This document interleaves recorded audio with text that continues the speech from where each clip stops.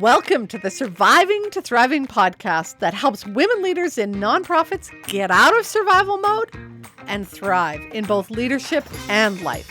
I'm your host, leadership development coach Kathy Archer, and I help women leaders enjoy impactful leadership. Leadership is not easy, let's be honest. How many times have you had to do something that you weren't ready for, that you didn't feel capable of doing, that took you way outside your comfort zone? Think about when you've maybe been afraid or doubtful or hesitant, or you've been unable to make a decision. Those are all examples of when perhaps you've either had courage or lacked courage.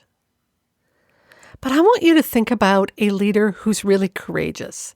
There are tons of examples in media right now. What are they doing? How are they acting?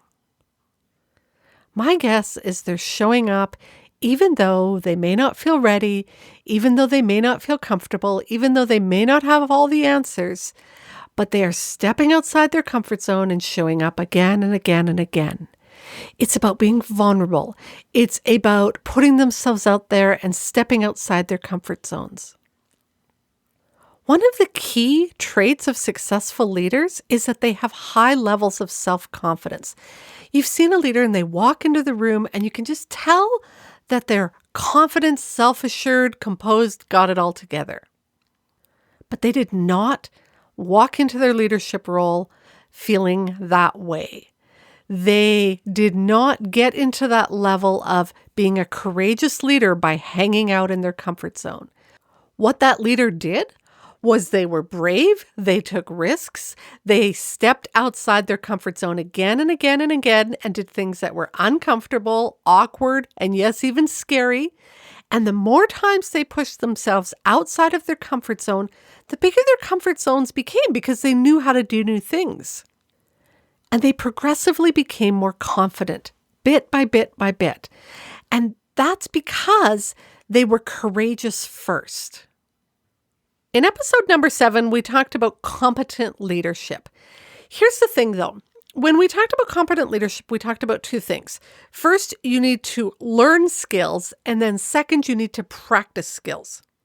So we often come into leadership roles from moving up the ranks from frontline to supervisor to coordinator or whatever your titles are. But we don't always have the proper training to go with that. And so we have to take it upon ourselves to increase our level of competence. But when you take those trainings, when you read those books, when you learn new skills, you then have to have the courage to practice those.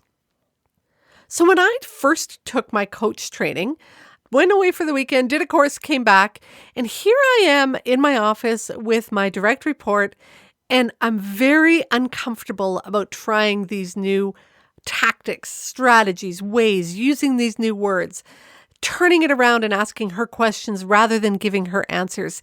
And it felt really weird. But I had to be courageous to keep practicing that. I had to put myself outside of my comfort zone again and again and again.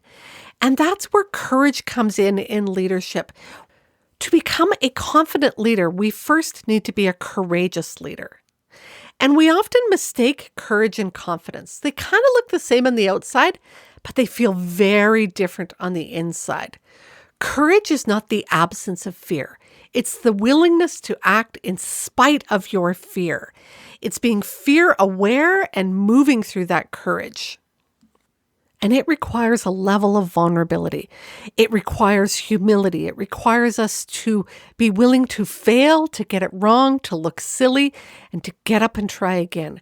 Courage requires us to leap without knowing that the next step is there. It requires us to move outside of our comfort zone again and again and again.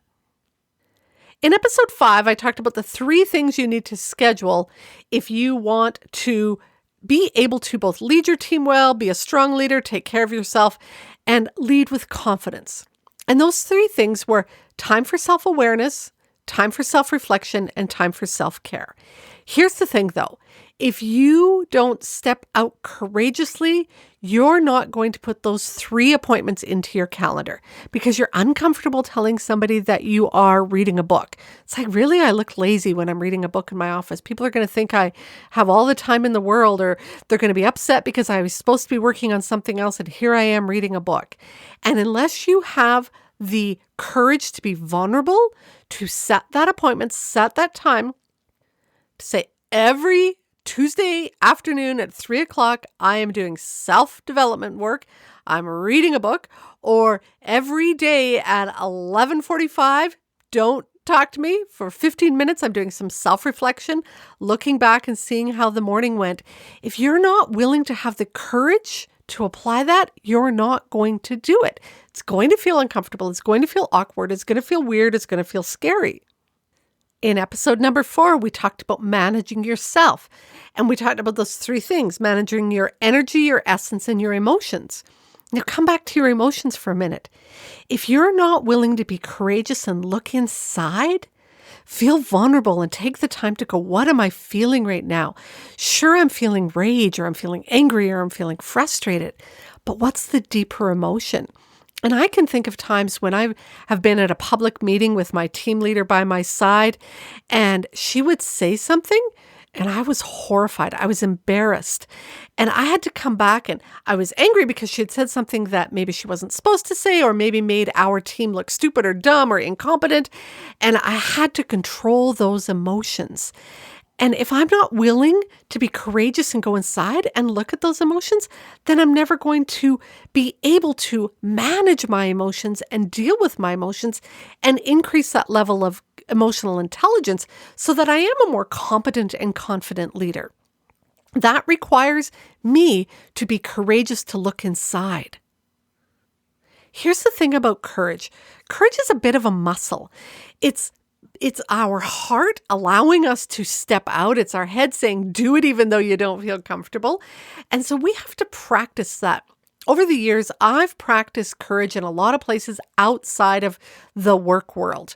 One of the ways years ago that I started with courage was I went to adult swimming lessons. I was terrified of the deep end, but I had to take 2 sets of adult swimming lessons before I could actually jump off the diving board into the deep end.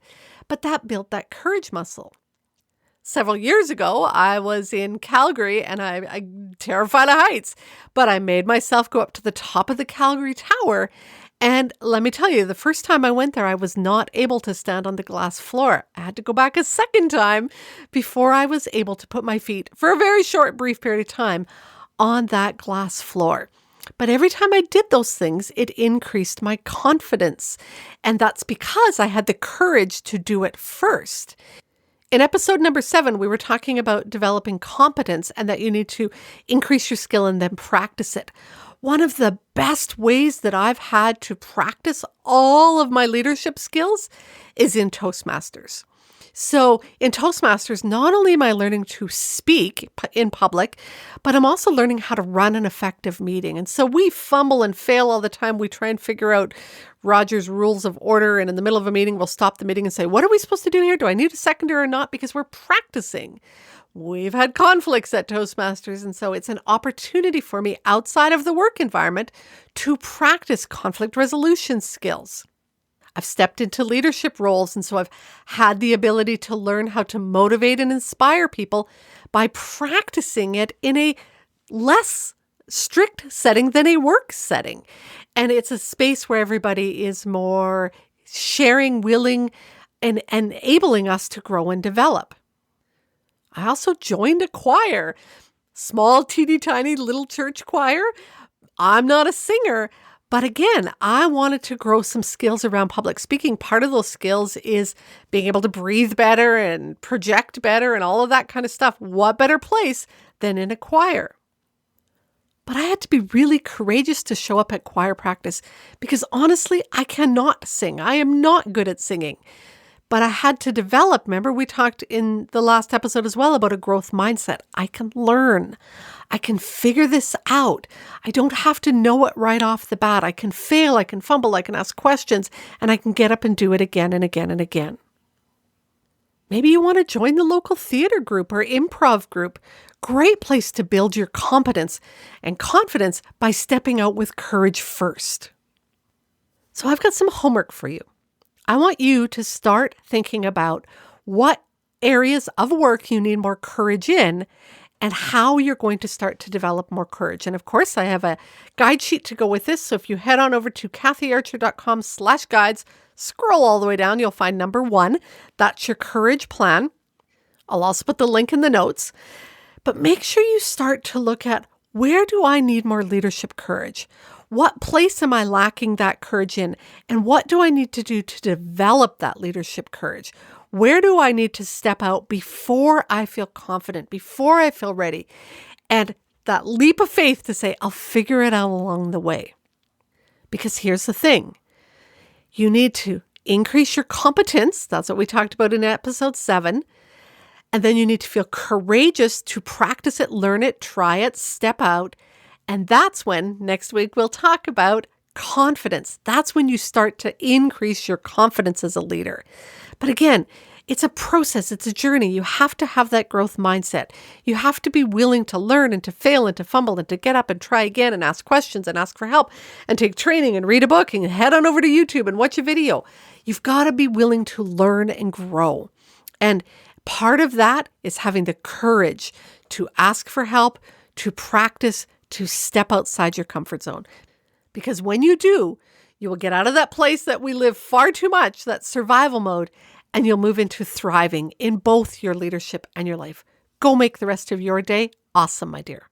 If you found today's episode helpful, then you are going to love the training library.